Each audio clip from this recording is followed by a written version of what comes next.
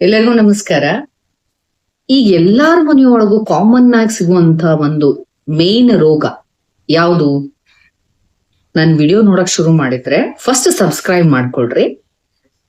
ಆಮೇಲೆ ನಿಮಗ್ ತಲೆಯೊಳಗೆ ಯಾವ್ದು ಪಟ್ ಅಂತ ಬರ್ತದ ಅದನ್ನ ಕಮೆಂಟ್ ಒಳಗ್ ಹಾಕ್ರಿ. ಈಗ ನಾನೇ ಹೇಳ್ತೀನಿ, ನೀವು ಹೇಳಿಲ್ಲ ಅಂತ. ಏನಪ್ಪಾ ಅಂದ್ರೆ ಎಲ್ಲಾರ ಮನೆಯೊಳಗೂ ಇರುವಂತ ಒಂದು ಕಾಮನ್ ರೋಗ ಅಂದ್ರೆ ಜಾಯಿಂಟ್ ಪೇನ್ಸ್. ಅದ್ರೊಳಗೂ ನೀ ಜಾಯಿಂಟ್ ಪೇನ್ಸ್ ಅಂದ್ರೆ ಸಂಧಿ ನೋವು. ಇದನ್ನ ಆಯುರ್ವೇದದೊಳಗೆ ಸಂಧಿಗತ ವಾತ ಅಂತ ಹೇಳ್ತೀವಿ, ಯಾಕಂದ್ರೆ ಇದು ವಾತಜ ರೋಗಗಳಲ್ಲಿ ಬರುವಂತದ್ದು. ಇದನ್ನ ಆಸ್ಟಿಯೋ ಅರ್ಥ್ರೈಟಿಸ್ ಅಂತ ನಾವು ಹೇಳ್ತೀವಿ. ಹಂಗಂದ್ರ ಈ ಜಾಯಿಂಟ್ ಪೇನ್ ಸ್ಟಾರ್ಟ್ ಆದ ಕೂಡಲೇನ ಫಸ್ಟ್ ಡಾಕ್ಟರ್ಸ್ ಹತ್ರ ಬಂದಾಗ ಡಾಕ್ಟರ್ಸ್ ಏನ್ ಹೇಳ್ತಾರಂದ್ರೆ ಎಲುಬು ಸೌಕಳಿ ಬಂದವ್ ನೀವು ಅಂತ ಹೇಳ್ತಾರೆ. ಒಂದು ತಿಳ್ಕೊಳ್ರಿ, ಎಲುಬು ಯಾವಾಗ್ಲೂ ಸೌಕಳಿ ಬರುವುದಿಲ್ಲ. ಎಲುಬುಗಳನ್ನ ಸೌಕಳಿ ಬರುವುದಿಲ್ಲ. ಬಟ್ ಎಲುಬುಗಳ ಮಧ್ಯೆ, ಎರಡು ಎಲುಬಿನ ಮಧ್ಯೆ, ಈಗ ಇದೊಂಥರ ಬಾಲ್ ಅಂಡ್ ಸಾಕೆಟ್ ಹಿಂಗಿರ್ತದಲ್ಲ, ಇದ್ರ ಮಧ್ಯ ಇದು ಅಳಗಾಡ್ಬೇಕು ಅಂದ್ರೆ, ಈ ರೀತಿಯಾಗಿ ಪ್ರಾಪರ್ ಆಗಿ ಇಲ್ಲಿ ಒಂದು ಮೊಬಿಲಿಟಿ ಬರಬೇಕು ಅಂದ್ರೆ ಒಂದು ಸಾಫ್ಟ್ ಫ್ಲೆಕ್ಸಿಬಲ್ ಇರುವಂತ ಒಂದು ಕನೆಕ್ಟಿವ್ ಟಿಶ್ಯೂ ಇರ್ತದೆ. ಅದಕ್ಕೆ ಕಾರ್ಟಿಲೇಜಸ್ ಅಂತ ಹೇಳ್ತಾರೆ. ಅದು ಇರ್ತದೆ, ಅದೊಂಥರ ಸ್ಪಾಂಜಿ ಮಟೀರಿಯಲ್ ಇದ್ದಂಗೆ ಇರ್ತದೆ.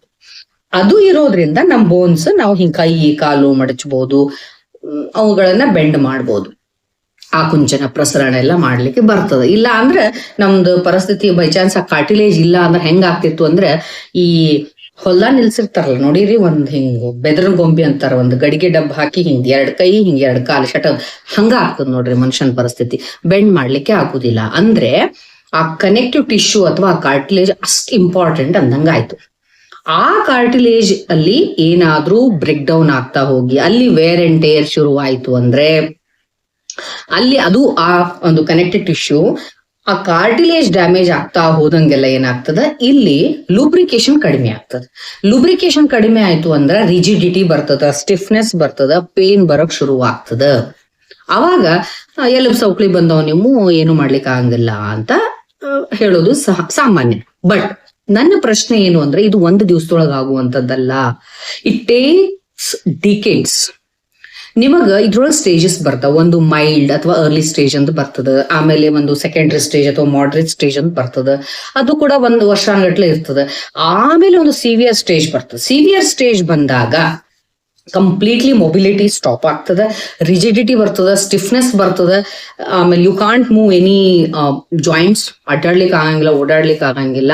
ಇದನ್ನ ಬಹಳ ಆಯುರ್ವೇದದೊಳಗ ಬಹಳ ಬ್ಯೂಟಿಫುಲ್ ಆಗಿ ಎಕ್ಸ್ಪ್ಲೇನ್ ಮಾಡ್ಯಾರ ಚರಕಾಚಾರ್ಯರು, ನಮ್ಮ ಫಾದರ್ ಆಫ್ ದ ಫಿಸಿಷಿಯನ್ಸ್ ಅಂತ ಹೇಳ್ತಾರ.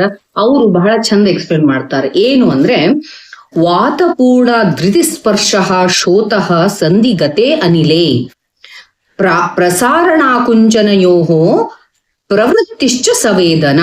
ನೋಡ್ರಿ, ವಾತ ಪೂರ್ಣ ಧೃತಿಸ್ಪರ್ಶ ಅಂದ್ರ ವಾತಪೂರ್ಣದಿಂದ ಅಂದ್ರೆ ವಾತದಿಂದ ಕೂಡಿರುವಂತಹ ಈ ರೀತಿಯಾದ ಜಾಯಿಂಟ್ಸ್ ಏನಾಗ್ತಾವಂದ್ರ, ಮುಟ್ಟಿದ ತಕ್ಷಣ ನೋವು ಬರ್ತದ.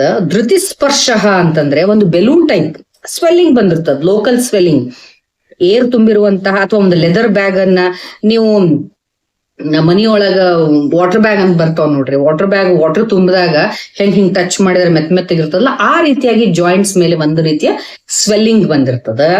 ಅದ್ರ ಜೊತೆಗೆ ಸಂಧಿಗತೆ ಅನಿಲೆ ಅಂತ ಹೇಳ್ತಾರ. ಅಂದ್ರೆ ಸಂಧಿ ಒಳಗಿರುವಂತ ವಾತ ಪ್ರಕೋಪ ಆದಾಗ ಆ ರೀತಿಯಾಗಿ ಶೋಥ ಸ್ವೆಲ್ಲಿಂಗ್ ಬಂದಿರ್ತದ. ಪ್ರಸಾರಣಾಕುಂಚನ ಅಂದ್ರೇನು, ಎಕ್ಸ್ಟೆನ್ಷನ್ ಫ್ಲೆಕ್ಷನ್ ಮಾಡೋದು. ಏನಂದ್ರೆ ನಾವು ಎಕ್ಸ್ಟೆನ್ಷನ್ ಮಾಡ್ಕೋಬೇಕಾದ್ರ ಅಥವಾ ಅದನ್ನ ಪ್ರಸಾರಣ ಮಾಡ್ಕೊಳ್ಬೇಕಾದ್ರ, ಆಕುಂಚನೆ ಮಾಡ್ಕೋಬೇಕಾದ್ರ, ಅಬ್ಡಕ್ಷನ್ ಅಥವಾ ಮಾಡ್ಕೊಳ್ಬೇಕಾದ್ರೆ ಕಾಲಿನಲ್ಲಿ ಸವೇದನ, ವಿಪರೀತವಾದಂತ ನೋವು ಬರ್ತದ. ಇದನ್ನೇ ಚರಕಾಚಾರ್ಯರು ಬರೆದಿಟ್ಟಾರ ಶ್ಲೋಕ ಫಾರ್ಮ್ ನೀಟಾಗಿ ಹೇಳ. ಏನಂತ, ಪ್ರಸಾರಣ ಆಕುಂಚನಯೋಹೋ ಪ್ರವೃತ್ತಿಶ್ಚ ಸವೇದನ ಅಂತ ಹೇಳ್ತಾರೆ. ಈ ಪ್ರವೃತ್ತಿಗಳನ್ನ ಮಾಡ್ಬೇಕಾದ್ರೆ ನೋವು ಬಂದಿರ್ತದ ಅಂತ ಹೇಳ್ತಾರೆ. ಎವಿಡೆನ್ಸ್ ಬೇಸ್ಡ್ ಇಲ್ಲ ಅನ್ನೋರಿಗೆ ನಾನು ಒಂದು ಪ್ರಶ್ನೆಯನ್ನ ಕೇಳ್ತೀನಿ. ಏನು ಅಂದ್ರೆ, ಇದು ಎವಿಡೆನ್ಸ್ ಇಲ್ಲಾರ್ದು ಏನು? ಚರಕಾಚಾರ್ಯರಿಗೆ ಗೊತ್ತಿತ್ತು. ಇನ್ನೂ 1000 ವರ್ಷ ಆದ್ಮೇಲೂ ಕೂಡ ಆಸ್ಟಿಯೋ ಆರ್ಥ್ರೈಟಿಕ್ ಪೇಷಂಟ್ಸ್ ಗೆ ಇದೇ ಸಿಂಪ್ಟಮ್ಸೇ ಬರ್ತಾವು. ಅವಾಗೂ ಅವೇ ಬರ್ತಿದ್ವು, ಈಗೂ ಅವೋ ಬರ್ತಾವು, ಮುಂದ ಇನ್ನೂ 1000 ವರ್ಷ ಆದ್ಮೇಲೂ ಕೂಡ ಇದೇ ಸಿಂಪ್ಟಮ್ಸ್ ಇಂದಾನೆ ಅವ್ರು ಸಫರ್ ಆಗ್ತಾರ ಅನ್ನೋದು ಅವ್ರಿಗೆ ಗೊತ್ತಿತ್ತು. ಅದನ್ನ ನೀಟಾಗಿ ಕೋಡೆಡ್ ಫಾರ್ಮ್ ಅಲ್ಲಿ, ಶ್ಲೋಕದ ಫಾರ್ಮ್ ದೊಳಗೆ ಅದನ್ನ ಬರ್ದಿಟ್ಟಾರ. Is it not evidence? ಇದು ಚೇಂಜ್ ಆಗಂಗಿಲ್ಲ. ಇದ್ರೊಳಗಿಲ್ಲ ಸ್ವಲ್ಪ ದಿವ್ಸ ಆದ್ಮೇಲೆ ಈ ಆಸ್ಟಿಯೋಆರ್ಥರೈಟಿಸ್ ಲಕ್ಷಣಗಳು ಹಿಂಗಲ್ಲ ಹಿಂಗ ಆಗ್ತಾವು ಅಂತ ಅನ್ಲಿಕ್ಕೆ ಚೇಂಜ್ ಆಗಂಗಿಲ್ಲ. ಅಕಾರ್ಡಿಂಗ್ ಟು ಆಯುರ್ವೇದ ಅರಿಶಿಣ 1000 ವರ್ಷದಿಂದನೂ ಅದೇ ಕ್ವಾಲಿಟಿ ಹೊಂದಿತ್ತು, ಇವತ್ತು ಅದೇ ಕ್ವಾಲಿಟಿ ಹೊಂದಿದೆ. ಇನ್ನು 10,000 ವರ್ಷ ಆದ್ಮೇಲೆ ಕೂಡ ಅರಿಶಿಣಕ್ಕೆ ಅದೇ ಕ್ವಾಲಿಟೀಸೇ ಇರ್ತಾವ. ದಟ್ ಈಸ್ ಸ್ಟೇಬಲ್ ಇರುವಂತಹ ಸೈನ್ಸ್ ಇದು. ಇದನ್ನ ಆಲ್ರೆಡಿ ಚರಕಾಚಾರ್ಯರು ಬರ್ದಿಟ್ಟಾರ. ಆಮೇಲೆ ಸುಶ್ರುತಾಚಾರ್ಯರು ಕೂಡ, is a father of surgeons ಅಂತ ಹೇಳ್ತೀವಿ. ಅವ್ರು ಎಷ್ಟು ಚಂದ ಹೇಳಾರಂದ್ರೆ, ಹಂತಿ ಸಂಧಿಗತಃ ಸಂಧಿನ್ ಶೂಲ ಶೋಫೌ ಕರೋತಿ ಚ ಅಂತ ಹೇಳ್ತಾರ. ಅಂದ್ರೆ ಈ ಆಸ್ಟಿಯೋಆರ್ಥರೈಟಿಸ್ ಬಂತು ಅಂದ್ರೆ ಸಂಧಿಗಳನ್ನ ಹಂತಿ ನಾಶ ಮಾಡ್ಬಿಡ್ತದ, ಮತ್ತು ಅಲ್ಲಿ ಶೂಲ ಶೋಫ ನೋವು ಇರ್ತದ ಮತ್ತು ಸ್ವೆಲ್ಲಿಂಗ್ ಇರ್ತದ ಅಂತ ಹೇಳ್ತಾರೆ, ಮತ್ತು ರಿಸ್ಟ್ರಿಕ್ಟೆಡ್ ಮೂವ್ಮೆಂಟ್ಸ್ ಇರ್ತಾವು ಅನ್ನೋದನ್ನ ಇಷ್ಟು ಸ್ಪಷ್ಟವಾಗಿ ಹೇಳ್ಯಾರ. ಈಗ ಇದ್ರದ್ದು ಏನಪ್ಪಾ ಅಂದ್ರೆ, ನಾನಿಲ್ಲಿ ಯಾವ ಸಿಸ್ಟಮ್ಗಾದ್ರೂ ನೀವು ಆರಿಸ್ಕೊಳ್ಬಹುದು, but go in early stage. ಎಲ್ಲಾ ಮುಗಿದ ಮೇಲೆ ಫೈನಲ್ಲಿಗೆ ನೀವು ಆಯುರ್ವೇದಿಕ್ ಡಾಕ್ಟರ್ಸ್ ಹತ್ರ ಬಂದಾಗ ಏನೂ ಮಾಡ್ಲಿಕ್ಕೆ ಆಗುದಿಲ್ಲ. ಕಂಪ್ಲೀಟ್ಲಿ ಈ ಜಾಯಿಂಟ್ಸ್ ಒಳಗಿರುವಂತಹ ಸೈನೋವಿಯಲ್ ಫ್ಲೂಯಿಡ್ ಅಥವಾ ನಾವು ಶ್ಲೇಷಕ ಕಫ ಅಂತ ಹೇಳ್ತೀವಿ ಆಯುರ್ವೇದದಲ್ಲಿ, ವಾತ ಪ್ರಕೋಪ ಆದಾಗ ಶ್ಲೇಷಕ ಕಫ ಅಲ್ಲಿ ಕಡಿಮೆ ಆಯ್ತು ಅಂದ್ರೆ, ಲೂಬ್ರಿಕೇಶನ್ ರೆಡ್ಯೂಸ್ ಆಯ್ತು ಅಂದ್ರೆ, ಕಾರ್ಟಿಲೇಜಸ್ ಡ್ಯಾಮೇಜ್ ಆದಾಗ, ಕಂಪ್ಲೀಟ್ ರಿಜಿಡಿಟಿ ಬಂದಿತ್ತು ಅಂದ್ರೆ ಅಲ್ಲಿ ಯಾರು ಏನು ಮಾಡ್ಲಿಕ್ಕೆ ಆಗುದಿಲ್ಲ, ಸರ್ಜರಿನೇ ಆಗ್ಬೇಕು. ನೀವ್ ಅಂತ ಟೈಮಲ್ಲಿ ಬಂದು ಆಯುರ್ವೇದಕ್ ಟ್ರೀಟ್ಮೆಂಟ್ ತಗೊಂಡೆ ಅಲ್ಲೇನೂ ಆಗ್ಲಿಲ್ಲ ಅಂತಂದ್ರೆ ಆಯುರ್ವೇದ ತಪ್ಪಲ್ಲ. ನಾನ್ ಕೇಳೋದು, ಆ ಸ್ಟೇಜ್ ಬರೋವರೆಗೂ ಏನ್ ಮಾಡ್ತಿರ್ತೀರಿ? Early stage, mild stage, moderate stage, second stage ಇದ್ದಾಗ ನೀವು ಬಂದ್ರೆ we can give excellent results. ಅದಕ್ಕೊಂದು ನಾನು ಒಬ್ಬ ಡಯಾಬಿಟಿಕ್ ಪೇಷಂಟು ಲಿಂಗಸೂರಿಂದ ಬಂದಂತ ಒಂದು ಪೇಷಂಟ್ ಇಂದ ಒಂದು ಟೆಸ್ಟಿಮನಿ ತೋರಿಸ್ತೀನಿ, ನೀವು ಅದನ್ನ ನೋಡ್ಕೊಂಡ್ ಬರ್ರಿ. ಆಂಟಿ, ಈಗ ಫಸ್ಟ್ ಪಂಚಕರ್ಮ ಟ್ರೀಟ್ಮೆಂಟ್ ಆಗೋಕ್ಕಿಂತ ಮುಂಚೆ ನನ್ನ ಹತ್ರ ಬಂದಾಗ ಹೆಂಗಿತ್ತು? ನಿಮ್ಗೆ ಏನೇನು ಸಮಸ್ಯೆ, ಯಾವ್ಯಾವ ಪ್ರಾಬ್ಲಮ್ಸ್ ಇತ್ತು? ನಮಗ್ರಿ ಕೂತ್ಕೊಳಕ್ ಆಗ್ತಿದ್ದಿಲ್ಲ, ಆಮೇಲೆ ಕಾಲೆಲ್ಲ ಹಿಡ್ಕೊತಿದ್ವು, ತಿರುಗಾಡಿದ್ರೆ ನೋವಾಗ್ತಿದ್ವು, ಮನೆಯಲ್ಲೇ ತಿರುಗಾಡಿದ್ರೆ ಮತ್ತು 1 hour ತಿರುಗಾಡಿದ್ರೇ ಅಷ್ಟು ನೋವಾಗ್ತಿದ್ವು. ಈಗ ಏನೂ ಇಲ್ಲ. ಟ್ರೀಟ್ಮೆಂಟ್ ತೊಗೊಂಡ್ಮೇಲೆ ಪಂಚಕರ್ಮ ಆದ ನಂತರ 16 ದಿನ, ಈಗ 16 ದಿನ ಆಗಿ ಮತ್ತೆ 3 ತಿಂಗಳ ಮೆಡಿಸಿನ್ಸ್ ತಗೊಂಡಿರಿ ನೀವು. ಈಗ ಯಾವ್ಯಾವ್ದ್ರೊಳಗೆ ಎಷ್ಟೆಷ್ಟು ಚೇಂಜ್ ಅನಿಸ್ತದೆ? ನಮಗೀಗ ಏನೂ ಆಗಲ್ಲ, ಕೆಳಗೂ ಕೂತ್ಕೊಂತೀನಿ, ಈಗ ತಿರುಗಾಡ್ತೀನಿ, ಕೆಳಗೂ. ಎಷ್ಟೊತ್ತು ಓಡಾಡ್ಬೋದು ನೀವು ತಿರುಗಾಡೋದಂದ್ರೆ? ಒಂದು 2 hour ಓಡಾಡ್ಬಹುದು. ಓಡಾಡ್ತೀನಿ. Okay okay. ಆರಾಮದೀನಿ. ಈಗ ನೆಲದ ಮೇಲೆ ಕುತ್ಕೊಳ್ಳಿಕ್ಕೆ ಆಗ್ತದ? ಈಗ ಆಗುತ್ತೆ. ಅವಾಗ ಆಗ್ತಿದ್ದಿಲ್ಲ, ಈಗ ಆಗುತ್ತೆ. ಹಂಗೆ ಮೇನ್ ಅಂದ್ರೆ ಅವ್ರದ್ದು ಮುಂಚೆಕ್ಕಿಂತ ಇವಾಗ ಆಕ್ಟಿವ್ನೆಸ್ ಜಾಸ್ತಿ ಆಗಿದೆ.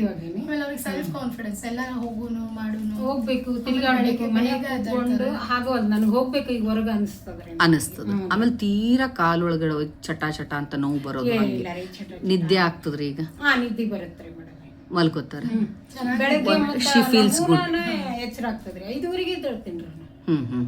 ಆಕ್ಟಿವ್ ಆಗಿದ್ದಾರೆ, ಆಕ್ಟಿವ್ನೇ ಇರ್ತೀನಿ. ಓಕೆ. ಇದು 16 days ಪ್ಲಸ್ 3 months ಆದ್ಮೇಲೆ ಇಷ್ಟು ಅಂದಾಜು ಎಷ್ಟು ಪರ್ಸೆಂಟೇಜ್ ಒಂದು ಗುಡ್ ಸೈಡ್ ಅನ್ನಿಸ್ತದ ರೂಪ? 40 to 50% ಕಡಿಮೆ ಆಗಿದೆ. ಮೇನ್ ಅವ್ರ ಕಾಲ್ ನೋವು ಅವಾಗ ಹೆಂಗಿತ್ತು ಅಂದ್ರೆ, ಕಾಲ್ ನೋವು ಇತ್ತು, ಆದ್ರೆ ಅದರಿಂದ ಟೋಟಲಿ ಅವ್ರ ಒಂಥರ ಲೈಫ್ ಅಂದ್ರೆ ಜಿಗುಪ್ಸೆ ಟೈಪ್ ಇದಾಗ್ಬಿಟ್ಟಿದೆ, ಯಾವ್ದಕ್ಕೂ ಇಂಟ್ರೆಸ್ಟೇ ಇರ್ಲಿಲ್ಲ ಅವ್ರಿಗೆ. ಇವಾಗ ಕಾಲ್ ನೋವು ಕಡಿಮೆ ಆಗಿರೋದ್ರಿಂದ ಎಲ್ಲಾದ್ರಲ್ಲೂ ಸ್ವಲ್ಪ ಹುಮ್ಮಸ್ ಜಾಸ್ತಿ, ಮಾಡೋಣ ಏನೇ ಆಗ್ಲಿ, ಹೊರಗಡೆ ಹೋಗೋದಾಗ್ಲಿ, ಓಡಾಡೋದಾಗ್ಲಿ, ಎಲ್ಲ ಟೋಟಲಿ ರಿಕವರಿ ಆಗಿದ್ದಾರೆ. Okay.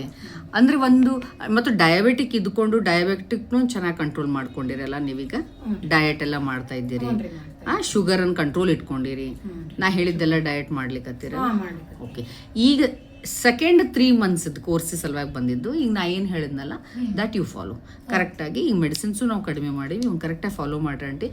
After 6 months according to me around 70-75% result ಬರ್ತದೆ. ಅದು ನೋಡಿಕೊಂಡು, ಬಟ್ ಡಯಾಬಿಟಿಕ್ ಕಂಡೀಷನ್ ಮಾತ್ರ ಲೈಫ್ ಲಾಂಗ್ ನೀವು ಕಂಟ್ರೋಲ್ನಲ್ಲಿ ಇಟ್ಕೊಳ್ಳೇಬೇಕು. ಅದ್ರ ತಕ್ಕಂತೆ ನಾವು ಜಾಯಿಂಟ್ಸ್ ಪೇನ್ಸ್ ಎಲ್ಲ ಕರೆಕ್ಟಾಗಿ, ಕಾರ್ಟಿಲೇಜಸ್ಸು ರಿಪೇರಿ ಆಗ್ತಾ ಬರ್ತದೆ. You will get very good result. Okay okay, fine.